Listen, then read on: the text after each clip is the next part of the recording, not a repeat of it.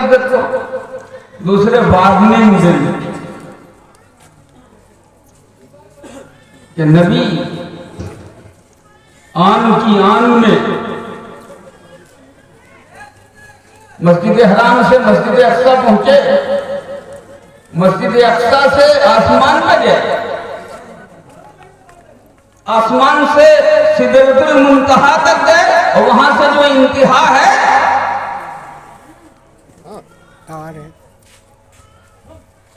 वो जलवागाह रब्बानी तक पहुंचे। इस तरक्की और इस उरूज को देखकर कहीं तुम इनको खुदा समझने मत बैठ जाना, क्योंकि जाने वाले की इज्जत अफजाई जरूर है,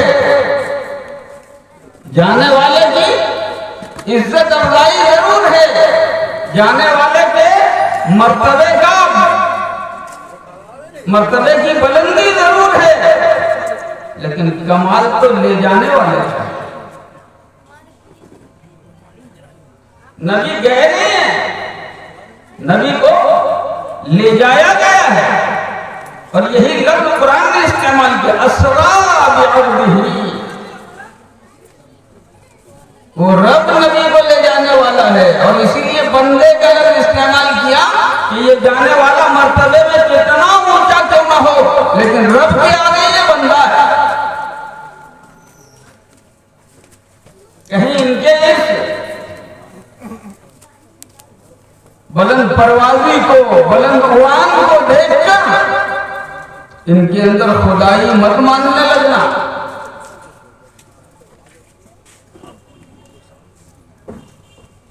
अब यहां पर एक सवाल और, इतने ऊंचे कैसे गए, इतने ऊंचे कैसे गए?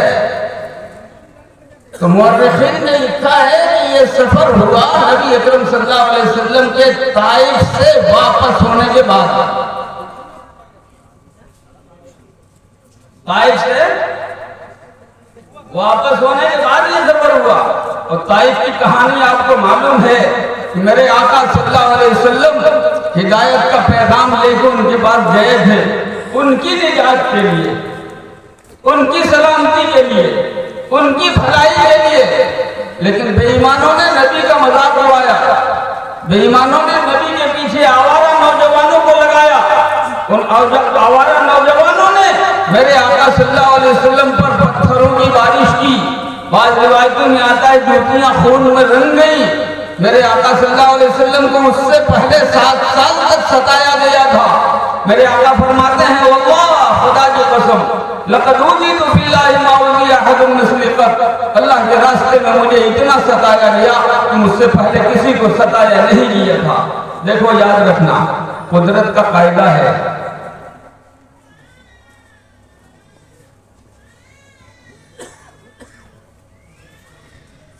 ये कलम है, ये मेरी उंगली है, ये मैं अपनी उंगली पे इस कलम को रखता हूं, गौर से देखना। एक तरफ से इसको दबाते जाओगे, देखना, दूसरी तरफ को उठाने की जरूरत नहीं, खुद ब खुद बुलंदी मिलती चली जाएगी।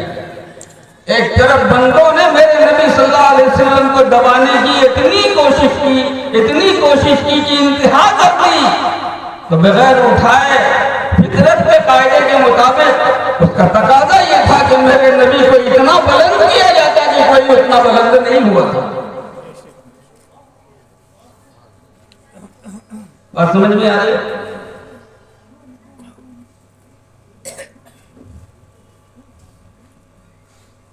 वाकया बहुत तफसील है, कई रातें गुजर जाएंगी, पूरा नहीं होगा वाकया। यहां पर एक बात याद रखो, ये वाकया हुआ था कब?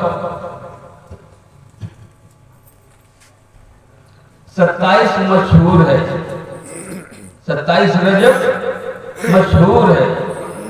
मुकर्रिरीन ने बाद हदीसों से भी इस्तिदलाल करके ये फरमाया है कि ये वाकया रबीउल अव्वल में पेश आया। ये वाकया रबीउल अव्वल में पेश आया। बाकी अक्सर मुफस्सिरीन ने इसको 27वीं रजब यानी 26 का दिन गुजार के 27वीं रजब का इसका तस्करा किया है। बिलाशुबा अपने नबी की नबूवत, अपने नबी की रिसालत और अपने नबी के पैगाम हिदायत पर हमारा ईमान, हमारा यकीन और ज़्यादा पुख्ता और ज़्यादा ठोस और ज़्यादा मजबूत हो जाना चाहिए। लेकिन उम्मत ने क्या किया? यकीन मानो ये नमाज का तोहफा मेरे आका वहां से लेके आए इसी मेराज में। नमाज का जो तोहफा है इसे हम बोझ समझते हैं, बोझ नहीं है। जमीन और आसमान के पैदा करने वाले रब की सौगात है जो उसने अपने सबसे ज्यादा चहीते और महबूब बंदे हुजूर अकरम जनाब मोहम्मद रसूलुल्लाह सल्लल्लाहु अलैहि वसल्लम की मार्फत उम्मत को दिया है। और कहा ये मुझसे मुलाकात की कुंजी लेते जाओ। आपकी उम्मत में किसी को, मेरे बंदों में से किसी को मुझसे अगर कोई काम पड़े, मुझसे कोई जरूरत हो, ये कुंजी लेते जाओ। नमाज पढ़ेंगे, मुझसे कनेक्शन जुड़ जाए, मुझसे कनेक्शन जुड़ जाएगा। फिर वो मुझसे जो कहना चाहें वो कहें, मैं उनकी सुनूंगा। उम्मत ने क्या किया? मेराज में जो नमाज मेरे आका सल्लल्लाहु अलैहि वसल्लम लेके आए थे, अल्लाह की तरफ से सौगात लेके आए थे, उस सौगात को तो उठा के साइड में डाल दिया। अपने घर से उस तारीख को एक रोजा निकाल लिया। अपने घर से उस तारीख को एक रोजा निकाल लिया। क्या नाम है उसका? अरे कोई जानता है? आप हजारा रोजा। ये कल कोई पहलवान आएगा तो वो लाखा रोजा रखेगा, और परसों कोई बकरात आएगा तो वो करोड़ी रोजा, करोड़ा रोजा उम्मत के सामने पेश करेगा। मैं आपसे पूछता हूँ, बताओ इंसाफ और ईमानदारी के साथ बताओ कि नोट छापने का हक रिजर्व बैंक को है या किसी और को भी है? बताओ मुझे। नोट छापने का हक, नोट की मालियत मुतय्यन करने का हक, इसकी कीमत 5 रुपए, इसकी कीमत 10 रुपए, इसकी कीमत 20 रुपए, इसकी कीमत 50 रुपए, इसकी कीमत 100 रुपए, इसकी 200 रुपए, इसकी 500 रुपए, इसकी 2000 रुपए। ये कीमत मुतय्यन करने का हक किसको है? सिर्फ और सिर्फ रिजर्व बैंक को। उस नोट के ऊपर जिसकी मालियत मुतय्यन की है, रिजर्व बैंक का जो गवर्नर है उसका सिग्नेचर छपा हुआ है, और रिजर्व बैंक की जो मोहर है वो मोहर उसके ऊपर लगी हुई है। मैं कहता हूं उससे ज्यादा चमकदार,